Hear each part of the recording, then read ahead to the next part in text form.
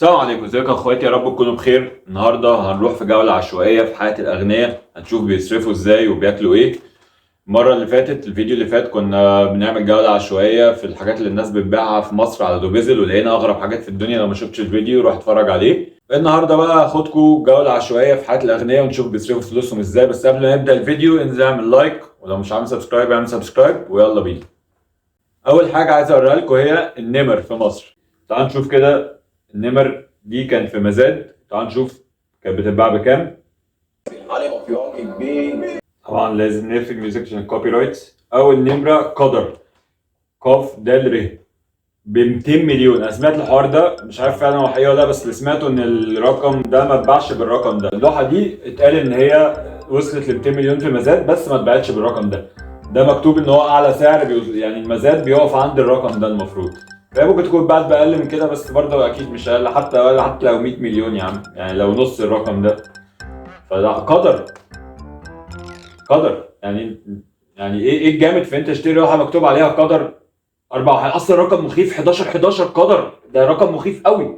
11 11 دي اصلا شؤم وقدر، فانت كده بتفاول على نفسك انت تتقلب بالعربيه. مبدئيا بعد ما تدفع ال 200 مليون هتروح تتقلب بالعربيه، والورثه بقى ياخدوا الرقم ده يتقلبوا هم كمان بيه. ميم يهره، مش عارف ده ولا امير ولا اميره، مش عارف ايه ميم يهره ده. 50 مليون جنيه برضو، ده اعلى سعر. ادم 3، اي حد اسمه ادم. ادم 3 يا ولد. بطل 3 ماشي، ده رقم يدفع فيه فلوس صراحه. بطل يعني انا اتفهم ان ممكن واحد يكون بطل الجمهوريه في استاد الحمام ويبقى عايز يحط بطل 3، فيدفع 16 مليون جنيه. 16 مليون جنيه في بطل 3، يعني مش عارف بصراحه، بس انا حاسس ان دي اكتر نمره منطقيه ممكن يدفع فيها فلوس. طبعا انا ما ادفعش 16 جنيه، بس يعني دي كل النمر اللي شفناها دي اكتر حاجه منطقيه. رقم واحد لا، دي منطقيه اكتر، مع ان دي ارخص ب 15 مليون. يعني رقم واحد ب 15 دي ارخص من بطل. لا لا، النمر دي اسعارها مش فير خالص بجد. رقم واحد معايا كل شيء مباح. نمبر 1 طريق ايماني.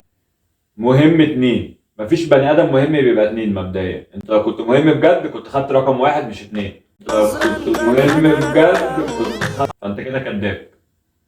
ب 12 مليون جنيه مهم اتنين. سعد 4، فنان سعد صغير قفشتك، ده الفنان سعد صغير اكيد، ب 10 مليون جنيه. ايه ليه؟ ليه تدفع نمرة في إهانتك؟ ليه تدفع 7 مليون جنيه في إهانة؟ ليه عايز تتهان ب 7 مليون جنيه؟ انت هتكتب سو على رقم عربيتك، سو واحد. انا عايز سو واحد سو.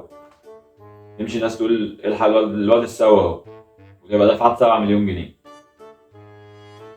مصر تلات اتنين طبعا. يعني دي لازم يكون حد غني ووطني جدا. يعني لو انت غني وعايش مبسوط في مصر ممكن تدفع الرقم ده في نمرة مصرية اللي هو 11 مليون 150. ده لو انت سعيد في مصر. وطبعا لو انت معاك فلوس تجيب النمرة دي اكيد انت عايش سعيد في مصر، حقك تكتب مصر طبعا. احنا مش سعداء في مصر خالص. عمر 66، تاني ده الفنان عمر كمال. قفشتك يا عمر برضه. عمر 66 ماشي، دي النمر. هنشوف بقى ايه تاني. شباب ايجيبت حبايب قلبي. هنشوف بيقولوا ايه شباب ايجيبت. في يوم في 7 ستيرز اوف ايطالي رحت اكلت ثواني بس، ثواني. بتقولي ايه؟ اغلى خروجه خرجتيها اغلى خروجه خرجتيها. كنت في روم في 7 ستيرز اوف ايطالي رحت اكلت جمبريتي باستا ب 300 يورو اونلي. عملت ايه يا بنتي؟ بتقولي ايه المكان ده؟ المكان هنا 300 يورو اونلي. 300 يوروز اونلي. 300 يوروز دول يعني حوالي 14000 جنيه اونلي. ب 14000 جنيه بس. هي كانت في 7 ستيرز اوف ايطالي. كانت في مطعم اسمه 7 ستيرز اوف ايطالي، يعني السبع سلالم في ايطاليا. كنت في روم في 7 ستيرز اوف ايطالي رحت اكلت جمبريتي باستا ب 300 يورو اونلي. جمبريتي باستا. جمبريتي باستا ب 14000 جنيه على مطعم 7 ستيرز. ده سبع سلالم بيبقوا هناك، انت بتروح تقعد وتاكل في حجرك وتدفع 14000 جنيه وانت قاعد على السبع سلالم. ما ينفعش تدخل المطعم. تدخل المطعم تدفع مليون جنيه. مكان هنا في مصر؟ لا لا لا، ايطالي. ايه المكان ده مكان هنا في مصر؟ لا في ايطالي. اكلنا ده هو كان معاها في ايطالي. زي ايه؟ نابوليتانا. كام؟ نابوليتان 150 يوروز. 150 150 أنا يورو. كنت في 150 يورو يعني نص الرقم اللي فات، يعني تقريبا 7000 وشويه او 8000. يا نهار اسود، 8000 كل بيهم بيتزا. بذمتك يا عزيزي المواطن الشقيان، انت اغلى بيتزا اكلتها في حياتك كان بكام؟ بصراحه اكيد من تيست بيست اللي في فيصل، البيتزا الكومبو اللي بيبقى معاه بطاطس وبيبسي ب 250 جنيه اخرك. كلت ستيك ب 800 درهم. رحت بقابل مع صحابي هانا ايه ده اكلت ايه؟ اكلنا بيتزا دبي. كلت ستيك ب كان 800 في دبي؟ درهم. رحت دبي كلت دبي؟ 150 يوروز اونلي. لما كنت في دبي كلت دبي؟ ستيك ب 800 درهم. رحت بقابل مع كانت ستيك ب صحابي 800 درهمز. ايه 800 درهمز؟ درهمز؟ هو في حاجه اسمها درهمز؟ وانا بقيت يعني هو انا مش مثقف للدرجه دي؟ يعني ينفع اقول جنيز؟ ينفع اقول كلت ب 800 جنيز؟ درهمز؟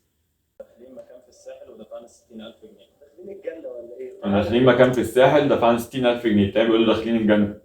داخلين الجنه ولا ايه؟ افهاتك شقيه انت يا ولد. مبدئيا انا بروح الساحل بس تفهمنيش غلط، بروح شغل والله. يعني ممكن لو انت مثلا وشله اصحابك كتير، يعني لو انتوا 7 8 افراد وقعدتوا في اماكن معينه في الساحل، ممكن فعلا تدفع 60000 جنيه، بس تكونوا كلتوا وشربتوا طبعا واتشقلبتوا يعني. فيعني هو منطقي، بس يعني هو هيكونوا كلوا حاجات كتير وشربوا حاجات كتير وقعدوا في مكان غالي جدا. اوه، عربيات الفنانين، ارقام عربيات الفنانين اللي بتتباع زي اللي شفناها في المزاد دلوقتي. طبعا انا ساكت صوت عشان الكوبي رايت. فنان عمر كمال ارقامه: عمر عين ميم ر 1. فنان حسن شاكوش ح س ن 3 ستات، عشان يقول لك يعني ان هو بتاع ستات. حمو بيكا اخويا البيكا، والله العظيم انا بحب حمو بيكا يا جدعان قوي قوي. حمو بيكا قلبي، بس معهوش، بس بحب الراجل ده كشخصيه. يعني رقم حمو بيكا ح م واو 3 تلاتات. ماشي، يعني كل واحد من الاخر جايب رقم عربيه على اسمه وحاطط جنبه رقم واحد. رقم واحد. في ايه تاني؟ الاغنياء بيعملوا ايه تاني؟ ورينا ده بيعمل ايه. ده راجل برنس. ده راجل برنس. بنكون في البنك وبعدين ده راجل برنس واقف في الشباك. المهندس حسن التونسي للمقاولات العامة. راجل ربنا كرم بشوية فلوس، قسما بالله دي جولز. دي أهدافي في الحياة. أنا لو معايا فلوس وحياة ربنا أنا هعمل نفس اللي الراجل ده بيعمله. يعني لو معايا فلوس كتير ينفع أرميها وأوزع منها، والله العظيم لا مش هعمل كده في الشارع. والناس دي هتدعي له وش يعني. أكيد في حد من اللي خدوا الفلوس دول مزنوق في حاجة وهيتحل مشكلته. لا برنس، أنا ريسبكت للراجل ده. ليه انا قررت اسيب امريكا بلد الدولار ده وانزل اعيش في مصر بلد الجنيه بعد كل الوقت ده؟ بص يا صاحبي، من غير فكاكه يعني، تاخد في الشهر مثلا 5000 دولار، تصرف منهم ضرايب بتاع. وايه العبط ده؟ واقطع الدولارات دي بجد؟ هي دي دولارات بجد؟ ليه انا قررت اسيب امريكا بلد الدولار ده وانزل ليه قررت تسيب امريكا وتنزل تعيش في مصر عشان تقطع الدولارات قدام الناس في الفتره اللي الناس مش لاقيه تاكل فيها يا فاجر؟ انت بتتكلم جد؟ هي دي دولارات بجد؟ انا لازم اعرف دي دولارات بجد ولا لا. شوف الكومنتات بقى، ناس كاتبه له انت كده ترند يعني هتتحاسب. دولارات لعبه العب بعيد يا واحد، بيقول له دولارات لعبه بيقول له العب بعيد يا، يعني ده معناه ان الدولارات دي بجد مش لعبه على حسب ما هو بيقول يعني. لا اله الا الله، انت بتعمل كده فعلا يا معلم؟ انت ما تنزل دين توزع على الناس يا عم. ده في ناس قاعده في الشارع مش لاقيه تاكل بدل اللي انت بتقطعها. لو الدولارات دي حقيقيه يعني هتنزل يا عم تديها لاي حد. مش انت سبت امريكا وجيت تعيش في مصر؟ انزل يا عم اديها لاي حد مش لاقي ياكل. هتلاقي 50000 حد اول ما تنزل الشارع. حسبي الله ونعم الوكيل. اعيش في مصر بلد الجنيه بعد كل الوقت ده. بص يا صاحبي، من غير فكاكه يعني، استاذ صاحبي تاخد ايه في يعني؟ الشهر مثلا 5000 دولار، تصرف منهم ضرايب خليت فيها بتاع صاحبي. 1500 وانت اصلا مش طايق تصرفهم. تصرف منهم 1500 كمان سكن. انت في مصر تدفع 1500 دولار سكن، يعني كام؟ 75000 جنيه. ده انت لو اشتريت الفيلا تدفع مثلا 1000 جروسري، 1000 دولار. في مصر تصرف 50000 دولار جنيه، تصرف 50000 جنيه في مصر للجروسري. اكلك وشربك ومصاريفك وسيارتك وفواتيرك اختار كل حاجه، ما وفرتش ولا جنيه، عايش في امريكا تعمل ايه؟ يبقى مصر يعني هو بيقول ان العيشه في امريكا غاليه، فلو انت بتاخد مرتب 2500 دولار هيطيروا يعني على الاكل والشرب والبنزين مش عارف ايه وبتاع. الدولارات اللي معاه دي قيمتها هنا اغلى بكتير. طب لو انت بقى عايش في مصر اصلا وما رحتش امريكا هتجيب الدولارات دي منين؟ ما انت هتاخد فلوس مصري وهتبقى بالنسبه لك العيشه اغلى من امريكا مليون مره. الدنيا ننزل فيها. ولا هو قصده يعني ان انت تروح تشتغل في امريكا كام يوم من نص الشهر ونص الشهر التاني ترجع تصرف الفلوس هنا، ولا ايه؟ مش فاهم. ونعيش ونوفر في مصر. ليه انا قررت؟ هو طالع يعمل شو من الاخر يعني، هو ما قالش اي حاجه مفيده. ده اخر فيديو هنشوفه يا جماعه عشان برضه انا تعبت واعصابي تعبت من اللي انا عمال اشوفه ده. اغلى بقول لكم ايه، اغلى اوتفيت جبتوه كام ومنين؟ جبت بيكيني من كريستين بيكيني؟ ديور ب $1200. صاحبتها ايه ميته من الضحك؟ ازاي بتقولي سعر البيكيني؟ يخرب بيتك انت مجنونه قوي قوي. يور سو لوكو. بقول لكم ايه، اغلى اوتفيت جبتوه كام ومنين؟ جبت بيكيني من جبت كريستين بيكيني ديور من كريستين ديور. ب $1200. جبت بيكيني من كريستين ديور ب $200. جبت القرايبي من ايطاليانو تي شيرتس ب 5K. انا تيشيرت 5K. لا ده رخيص، ده انت غلبان. 100K. لا دولار. تقول ايه يا اسطى؟ ايطاليانو تي شيرتس ب 5K. انا اخر حاجه كانت من جوتشي كان ب 100K. لا دولار. اخر حاجه من جوتشي ب 100K دولار، ب $100,000. جبت ايه من جوتشي ب $100,000؟ اشتريت صاحب جوتشي ولا انت عملت ايه في جوتشي؟ بجد والله اشتريت ايه من جوتشي ب $100,000؟ رحت المرسيدس بتاعتي، جبت من ايطاليا. المرسيدس بتاعتك دي المرسيدس بتاعتك دي؟ المرسيدس انت فاكر ايه؟ انت واقف قدامها. جبت من ايطاليا. المرسيدس بتاعتك دي دي قصدي بقى راجل جبت من ايطاليا 15000 جنيه بس يعني عادي. انا جبت هودي من عادي يعني 15000 جنيه عادي يعني. I think ب 500 يورو. هودي من 100 يورو. ماسكينو ب 600 يورو مثلا. جبت جزمه من دولتشن جابانا ب 20000 يورو. دولش عند جمانة ب 20000 يورو.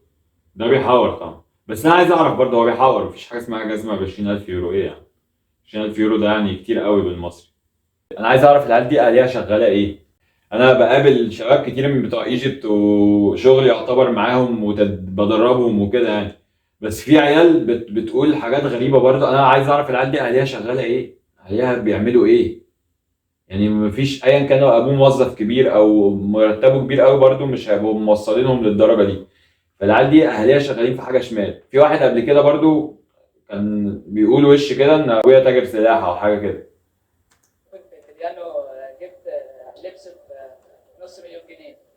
نص مليون جنيه؟ ده بيحور. بص فكر كده، قال لك جبت لبس جبت لبس بنص مليون جنيه. نص مليون. بص مش قادر يقول الكلمه. عملت شوبينج في ايطاليانو، جبت لبس بنص مليون جنيه. جبت لبس في يوم واحد نص مليون جنيه. ده لبس عادي، نص مليون ده قليل يعني، حاجه عاديه. يا ولد نص مليون قليل يا ولد، عيب يا ولد. جنيه. والله العظيم انت لسه واكل كشري دلوقتي حالا والدقه طالعه من بقك. كفايه كده. يا رب يكون الفيديو عجبكم وتكونوا عرفتوا شباب ايجيبت والاغنياء بيصرفوا فلوسهم في ايه وبياكلوا ايه وبيلبسوا ايه. متنساش تعمل لايك وسبسكرايب وشير يا اخويا شقيان، واشوفك الفيديو الجاي. تصبح على خير.